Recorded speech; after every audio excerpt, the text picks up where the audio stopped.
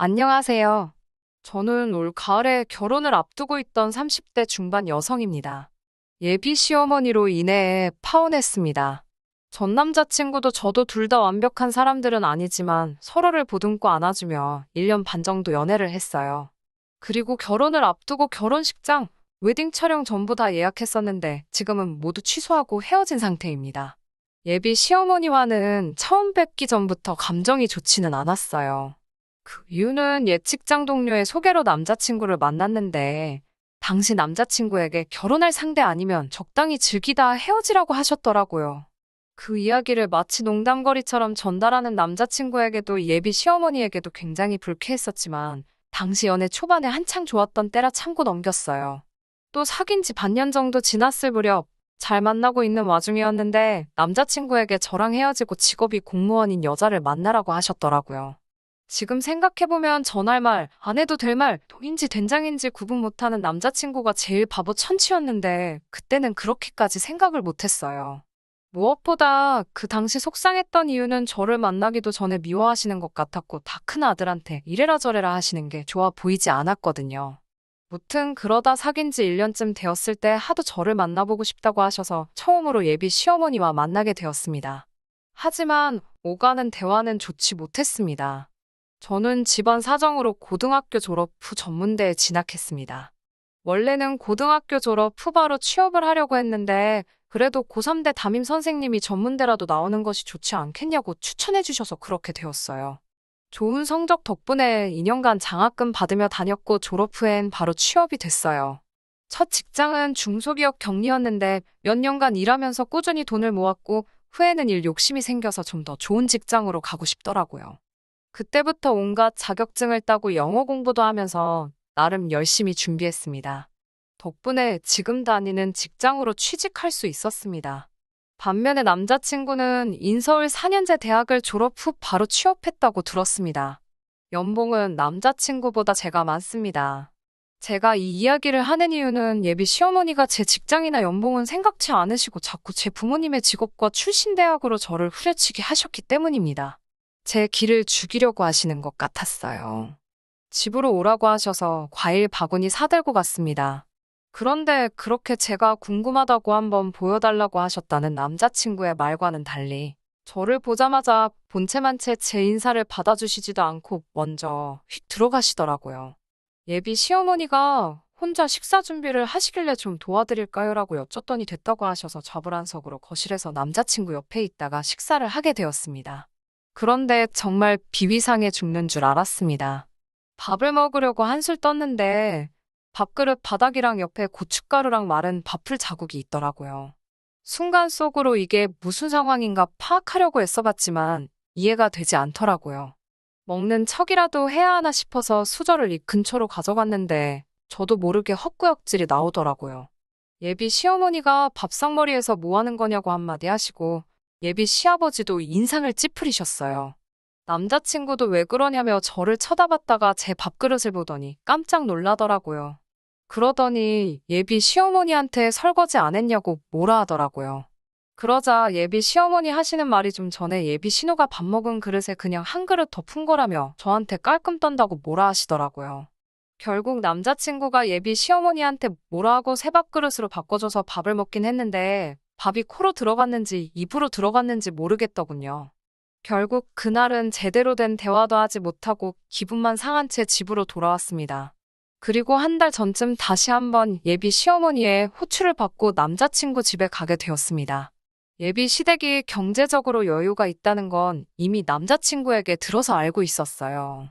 반면에 저희 집은 부모님 두 분이서 작은 음식점을 하시다가 작년에 그만두시고 지금은 저와 제 남동생이 드리는 용돈하고 연금으로 생활하고 계세요.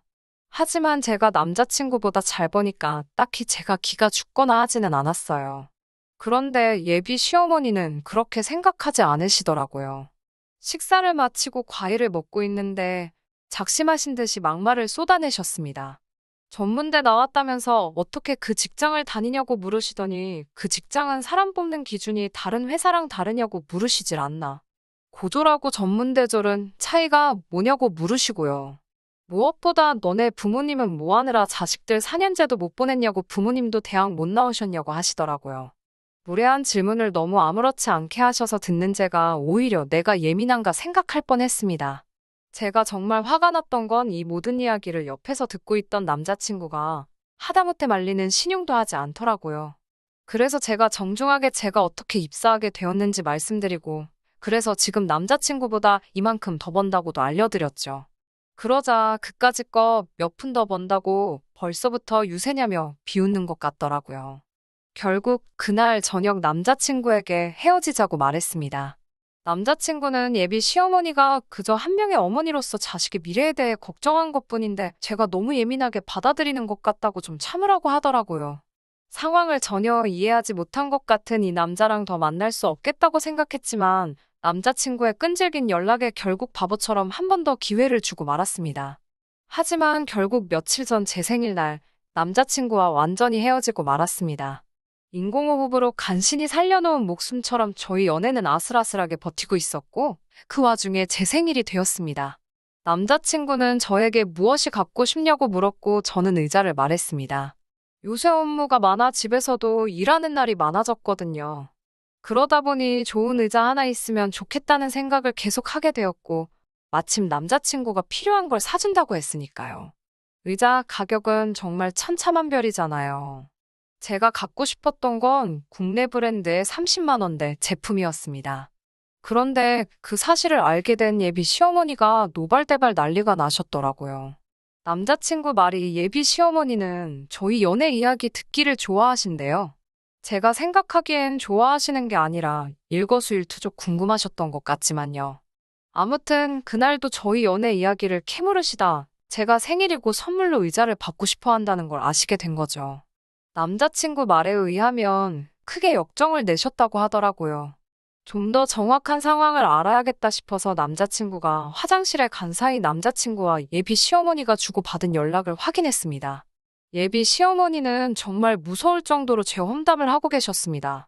저를 저급한 표현으로 부르고 계셨고 집가짓게 일을 하면 얼마나 한다고 유난을 떤다며 남자한테 벌써부터 뜯어낼 국리나 한다고 생각하시는 것 같았습니다. 무엇보다도 남자친구는 예비 시어머니가 그렇게 저에 대해 떠들어대는 동안 단 한마디의 방어조차 시도하지 않았더라고요. 남자친구는 예비 시어머니에게 괜찮아라고 몇 번 보냈더라고요. 도대체 뭐가 괜찮다는 건지 전혀 납득이 되지 않았고 무엇보다 이 연락을 저에게 보여준 그 어리석음에 분노까지 치밀었습니다. 결국 그 모든 연락을 읽고 난 뒤 남자친구에게 더 말할 것도 없는 것 같다고 정말로 그만하자고 했습니다. 남자친구는 도대체 이유가 뭐냐고 묻더라고요. 이번에는 정확히 알려줘야 할 것 같아서 예비 시어머니 때문이라고. 너도 알듯이 예비 시어머니는 나에 대한 존중이 하나도 없으시고 너는 그런 예비 시댁으로부터 나를 조금도 보호해주지 못하는 것 같다고요. 너의 우유부단함과 눈치 없음에 크게 실망했고 그런 너와 미래를 함께 할 수 없다고 하나하나 알려줬습니다.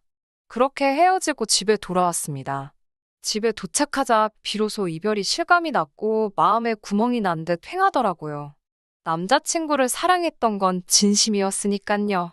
하지만 눈물 흘릴 틈도 없이 예비 시어머니로부터 전화가 걸려왔습니다. 받을까 말까 고민하다 두 번째 걸려왔을 때 받았습니다. 전화를 받자 예비 시어머니는 네가 뭐가 잘나서 헤어지자고 하냐면서 자기 아들한테 자기 때문에 헤어진다고 했냐고 노발대발하더라고요. 저도 더 이상 겁낼 것도 없고 해서 사실대로 말했을 뿐이라 하니 못된 게 부모하고 자식 사이 이간질이나 한다면서 배운 게 없으니 하는 짓도 격떨어진다고 빈정대더라고요. 마음 같아선 저도 쌍욕하면서 따지고 들고 삿대질하고 싶었어요. 아까 헤어질 때 남자친구 뺨이라도 한 대 때릴 걸 후회도 되더라고요.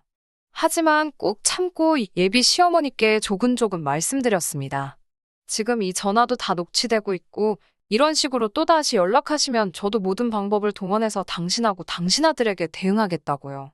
예비 시어머니는 그동안 고분고분하던 제가 그렇게 나가니 그제서야 좀 당황한 눈치더라고요.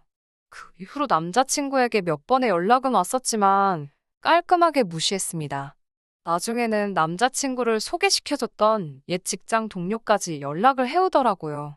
아마도 남자친구의 부탁을 받았을 거라고 짐작할 뿐입니다.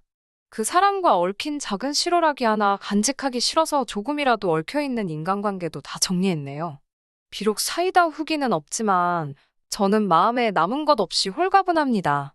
이제 당분간은 좀 더 제 자신을 아끼고 발전시키는데 시간을 쏟으려고요. 그리고 언젠가 다시 기회가 된다면 저라는 사람을 존중해주고 사랑해주는 남자를 만나고 싶습니다. 우리 모두는 각자 존중받고 사랑받을 자격이 되는 사람들이잖아요. 남이 나를 내려치게 내버려 두지 말자고요. 힘내볼게요. 들어주셔서 감사합니다.